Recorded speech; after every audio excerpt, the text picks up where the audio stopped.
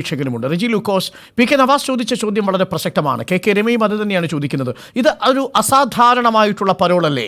പ്രിവിലേജായി TP വധക്കേസിലെ പ്രതികൾ ഇപ്പോഴും നമ്മുടെ ചുറ്റും വിലസുന്നു എന്നതിൻ്റെ ഏറ്റവും ഒടുവിലത്തെ ഉദാഹരണമല്ലേ? ജയിലിൽ പോലും നല്ല നടപ്പില്ലാത്ത കുടിസുനിക്ക് 30 ദിവസത്തെ പരോൾ അനുവദിച്ചത് എന്നതാണ് ചോദ്യം. പ്രതിപക്ഷ നേതാവും ഇത് തന്നെ ചോദിക്കുന്നു.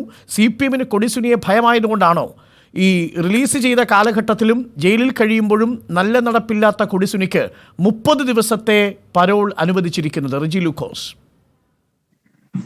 പുതുവത്സരാശംസകള് ഡോക്ടർ അരുൺ. എനിക്ക് ആദ്യം പറയാനുള്ളത് ഇതിനകത്ത് വലിയ റെജി ലൂക്കോസ്, എനിക്ക് അങ്ങയുടെ ശബ്ദം കേൾക്കാൻ കഴിയുന്നില്ല. അങ്ങ് മ്യൂട്ടാണെന്ന് തോന്നുന്നു. ഒന്ന് ശബ്ദം ഒന്ന്.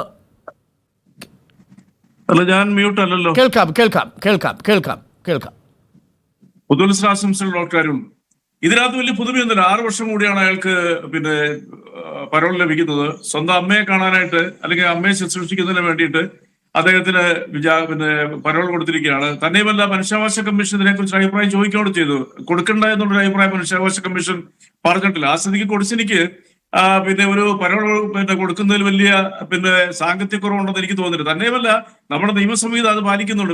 നല്ല നടപ്പിനെ കുറിച്ച് തീരുമാനിക്കേണ്ടത് DGP അല്ലേ? ആ DGPക്ക് ബോധ്യമുണ്ടല്ലോ അദ്ദേഹത്തിന് അത് കൊടുത്തത്. ഞാനൊരു കാര്യം ബഹുമാനപ്പെട്ട ഡോക്ടർ അരുൺകുമാറോട് ചോദിക്കട്ടെ. ഈ നിഖിൽ പൈലി ആരാ?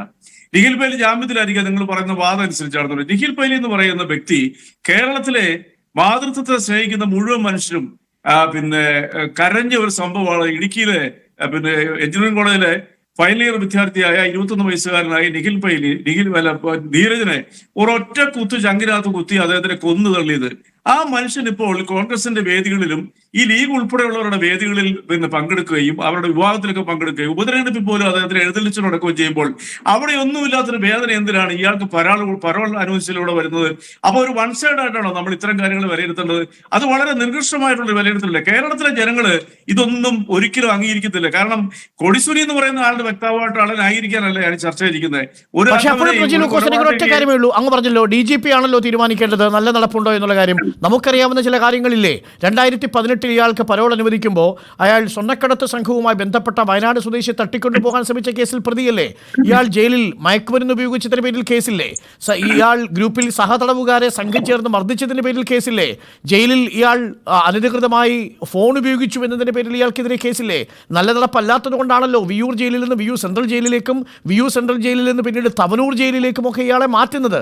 അങ്ങനെ നല്ല നടപ്പില്ലെന്ന് ബോധ്യപ്പെട്ട ഒരാളെ വീണ്ടും ആ ചട്ടം ലംഘിച്ചുകൊണ്ട് പരോൾ അനുവദിക്കുന്നത് ശരിയാണോ എന്നുള്ളതാണ് എന്റെ ചോദ്യം. അല്ല, തീർച്ചയായിട്ടും അത് ന്യായമായ ചോദ്യമാണ് ഡോക്ടർ അരുൺകുമാർ. കാരണം വെച്ചാല് മറുപടി ഇത്രയേ ഉള്ളൂ. 6 വർഷങ്ങൾക്ക് ശേഷം 6 വർഷത്തിനുള്ളിൽ ജയിലിൽ കിടന്നപ്പോൾ ആ ജയിലിൽ നല്ല നടപ്പുണ്ടോ ഇല്ലയോ എന്ന് തീരുമാനിക്കേണ്ടത് നമ്മളല്ല, അത് ജയിൽ ഉദ്യോഗസ്ഥരാണ്, DGP ആണ് തീരുമാനിക്കേണ്ടത്. 6 വർഷങ്ങൾക്ക് മുമ്പ് അദ്ദേഹത്തെ കുറിച്ച് ഈ രീതിയിലുള്ള പരാതികൾ വന്നിട്ടുണ്ട്. അയാളൊരു ക്രിമിനലാണ്, യാതൊരു സംശയമില്ല കാര്യത്തിൽ. അപ്പൊ അതുകൊണ്ട് ഞാൻ ചോദിക്കുന്നത്, ഈ വൺ സൈഡ് ആയിട്ട് മാത്രമാണ് നീതി നിർണ്ണയിക്കുന്നത്. ഇപ്പൊ ഇന്ന് വന്ന വേറൊരു വാർത്തയുണ്ട്. നമ്മള് വെഞ്ഞാറമൂട് എന്നുള്ള സ്ഥലത്ത് ഒരു പെൺകുട്ടിയെ ഒരു MVD ഉദ്യോഗസ്ഥൻ കൊല ചെയ്തു. ആ വിസ്മയ കൊല ചെയ്തതിന് വധശിക്ഷയ്ക്ക് വിധിച്ചിരിക്കുന്ന വ്യക്തിക്കും ഇതുപോലെ തന്നെ അയാളുടെ അമ്മയെ ശുശ്രൂഷിക്കുന്നതിനുള്ള അപേക്ഷ നൽകിയപ്പോൾ പരോൾ കൊടുത്തിട്ടുണ്ട്. അത് ഇന്ത്യയുടെ നിയമവ്യവസ്ഥയിൽ എഴുതി വെച്ചിട്ടുണ്ട്. അപ്പൊ അതുകൊണ്ട് കൊടിസുനിക്ക് കൊടുക്കുന്നതിന്റെ പരോൾ കൊടുത്തതിനെ നിങ്ങൾ കണക്ട് ചെയ്യാൻ ഉദ്ദേശിക്കുന്ന CPM ആയിട്ടാ. ഇതിനകത്ത് CPM ആയിട്ടത്തെ ബന്ധിരിക്കുന്നത് അത് നിയമപരമായിട്ടുള്ള സാങ്കേതികതയാണ് നോക്കേണ്ടത്. ശരിയാണ്, സർക്കാരിന് ശുപാർശ ചെയ്യാനില്ലാതെ.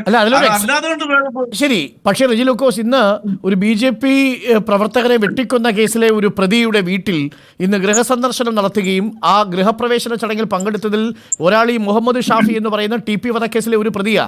ഒപ്പം ഉണ്ടായിരുന്നത് P ജയരാജനും MV ജയരാജനുമാ.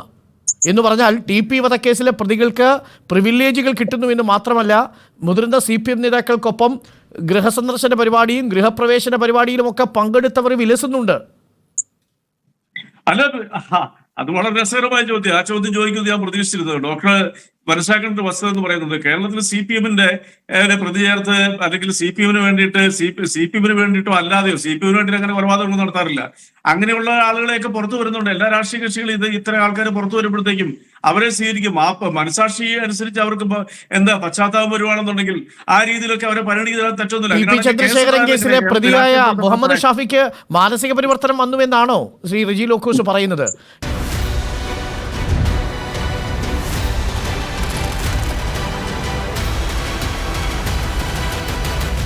Debate with Dr. Arun Kumar.